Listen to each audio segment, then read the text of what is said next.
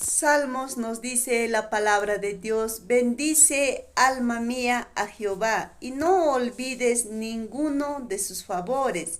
La palabra nos enseña que cada uno de nosotros, seres humanos, tenemos que bendecir a Dios. ¿De qué manera? Alabándole, glorificando y no apartándonos de su camino. No seamos como el pueblo de Israel.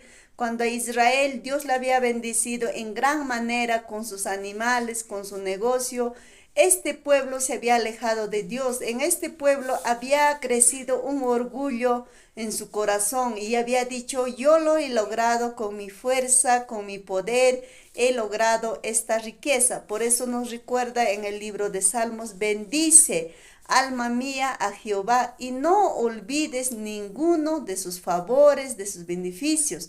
No nos olvidemos pues de dónde Dios nos ha rescatado.